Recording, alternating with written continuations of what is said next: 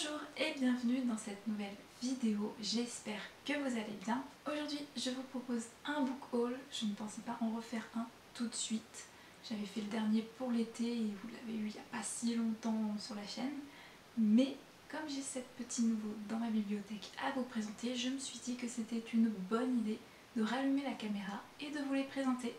Allez, c'est parti!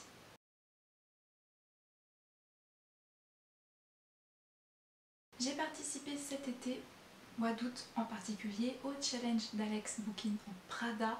Il s'agissait de piles à lire en déroute. Le principe était simple, vider au maximum sa pile à lire en lisant soit un livre par jour, soit carrément en lisant 100, 200 pages par jour. Et pour 5 livres de lus, on avait le droit de s'acheter un livre. J'ai attendu la fin du challenge histoire de voir un petit peu combien de livres j'allais pouvoir acheter grâce à ce défi, et chose faite puisque j'ai pu acheter 4 livres grâce au défi. Le tout premier, le voici, le voilà. Si vous avez vu ma vidéo du Pumpkin Autumn Challenge où je le présente, voici La Société très secrète des sorcières extraordinaires de Sangu Mandana, publié aux éditions Lumen. L'histoire elle est très simple, nous avons Mika Moon qui est une sorcière, sauf qu'il ne faut absolument pas que ça se sache. Par conséquent, elle et tous les autres sorciers et sorcières sont un peu éparpillés aux 4 coins du monde et ne doivent en aucune façon se réunir, se regrouper au même endroit, auquel cas ça attirerait beaucoup trop l'attention. Et par conséquent, Mika vit recluse dans son petit coin où elle a une chaîne YouTube et où elle explique à ses abonnés toute la magie, la sorcellerie. C'est un concept, faire croire qu'on est une sorcière alors qu'on est une sorcière, mais en fait il ne faut pas qu'on sache qu'on est une sorcière. Ce quotidien va voler en éclats le jour où elle va recevoir une offre d'emploi qui consiste à être une tutrice pour 3 petites filles sorcières, et elle va donc prendre ses affaires, se rendre dans une maison un peu abandonnée, un peu isolée, et va devoir tout simplement élever ces 3 petites filles pour en faire des sorcières accomplies. De ce que j'ai lu, de ce que j'ai vu surtout, apparemment c'est un très chouette livre, il a de très bons avis, il me tentait depuis que j'en ai entendu parler dans la chaîne de Muffins and Books, il me semble. Je crois que c'est la première fois que je l'avais vu. Et depuis, j'avais très envie de me le prendre. Je pensais pas le prendre aussitôt, mais j'ai profité du challenge d'Alex Bookin en Prada pour directement l'acheter à sa sortie.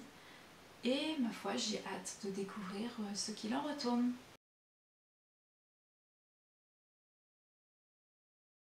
On reste dans le cocooning, le cosy, le douillet avec du thé, des pâtisseries, puisque je vais vous parler de ce livre aussi que vous avez également pu voir pour le Pumpkin Autumn Challenge.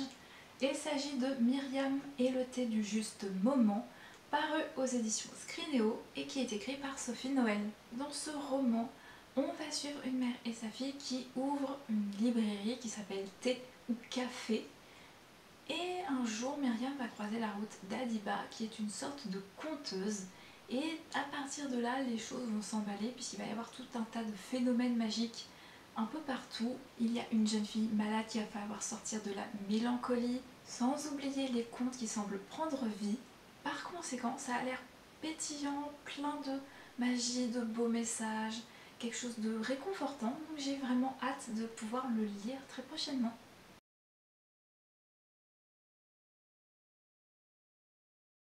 Toujours grâce à ces 4 livres achetés avec le challenge de pile à lire en déroute, j'ai pu prendre mon premier livre de littérature japonaise. Vous allez voir, il y en a un deuxième juste après, mais on va commencer par celui-ci. Il s'agit de La Bibliothèque des rêves secrets de Michiko Aoyama, publié aux éditions J'ai lu. Ici, on parle d'une imposante et énigmatique petite bibliothèque au cœur de Tokyo, avec plusieurs personnes qui vont franchir le pas de cette bibliothèque, qui vont rencontrer apparemment une mystérieuse bibliothécaire qui propose un ouvrage totalement inattendu qui est à l'exact opposé manifestement de ce que les personnes étaient venues chercher à la base. Et donc, je pense qu'on va avoir un récit qui apparemment est un récit choral poétique qui célèbre le pouvoir des livres et l'importance qu'une personne attentive et attentionnée peut avoir sur le destin d'autrui. Donc je pense que ça va être une lecture un peu doudou, un peu contemplative, introspective. avec la plume de la littérature japonaise, donc quelque chose d'assez fort, poétique pour le coup. Ça fait un bout de temps que je lorgnais dessus, donc je suis hyper contente d'avoir pu me l'offrir. Maintenant, je ne sais pas quand je vais le lire, peut-être pour le Cold Winter Challenge ou peut-être pour le challenge du printemps, parce que je me dis avec les petites fleurs en couverture sur coussin, le petit chat, ça pourrait matcher pour la saison du printemps.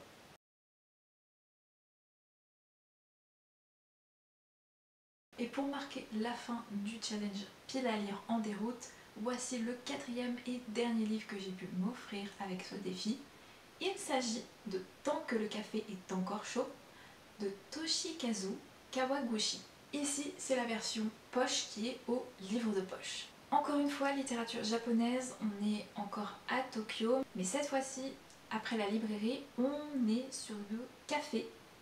Et apparemment, il y a 1001 légendes qui circulent autour de ce café et en dégustant un café, on a la possibilité de retourner dans un événement du passé, de notre passé, mais il y a des conditions à respecter. On ne peut pas manipuler le passé, donc on ne peut que revivre l'événement et pas le manipuler, le tordre ou le changer. Et cette expérience de retour dans le passé ne dure que tant que le café est encore chaud. Par conséquent, là aussi, on va être sur un récit, on va suivre 4 personnes en particulier, 4 femmes notamment. Je pense qu'on va être aussi dans le roman choral, dans un roman introspectif, contemplatif. Donc je suis très tentée par cette découverte. Ça fait un bout de temps qu'il était dans la wishlist lui aussi, peut-être même un peu plus longtemps que celui que je vous ai présenté précédemment. Donc j'ai hâte. Je ne sais pas si je lirai pareil pour le Cold Winter Challenge ou si je le garde plutôt pour le printemps, voire même l'été.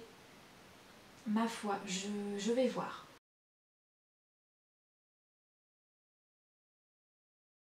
Petit nouveau que j'accueille avec plaisir dans ma bibliothèque, même si c'est le dernier tome d'une saga que j'ai surkiffé depuis son tout premier tome. Il s'agit de cette beauté, Ria Maria de Lucie Maud Montgomery aux éditions Monsieur Toussaint l'Ouverture. Ici c'est le 8e tome de la saga Anne de Lucie Maud Montgomery qui avait commencé avec Anne de Green Gables. En gros, de ce que j'ai compris, ce tome va se concentrer sur Maria, donc surnommée Ria. Il s'agit de la dernière fille d'Anne et on va se concentrer en fait sur la période de la Première Guerre mondiale. On va avoir cette espèce un peu de nostalgie, d'angoisse, peut-être un peu plus de tension aussi, sans compter le fait qu'on va probablement parler des conditions des femmes et des femmes en général.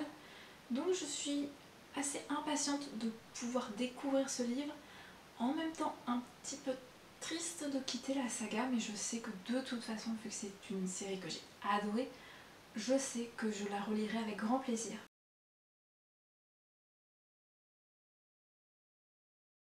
Mine de rien, on arrive petit à petit à la fin de ce book haul et je vais vous présenter les 2 derniers livres qui sont réunis dans une même catégorie, on va dire livres à usage professionnel. Et je vais commencer par le premier. Il s'agit de celui-ci. C'est un livre de Clémentine Beauvais aux éditions Gallimard Jeunesse qui s'appelle Écrire comme une abeille, la littérature jeunesse de la lecture à l'écriture. En gros, si vous êtes passionné de littérature jeunesse et que vous avez envie d'en écrire, sachez que c'est le roman de référence, du moins en base, à avoir dans sa bibliothèque, puisque on va y aborder les spécificités de la littérature jeunesse et de la littérature ado.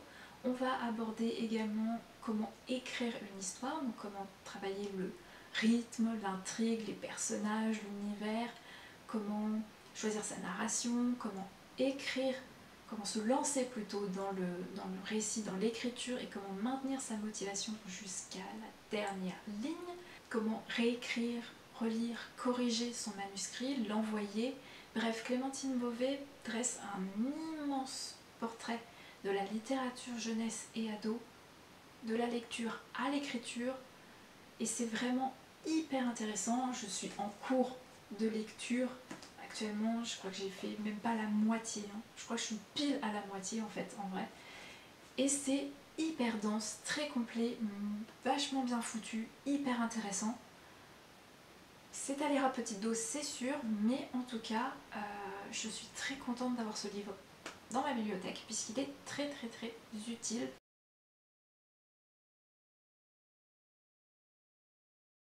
Dernier livre à vous présenter qui probablement ne vous passionnera pas des masses mais qui moi va m'être très utile. Il s'agit de ma némésis en matière d'écriture, la conjugaison. Et donc là, on a un Becherel sur la conjugaison qui a l'air très pratique.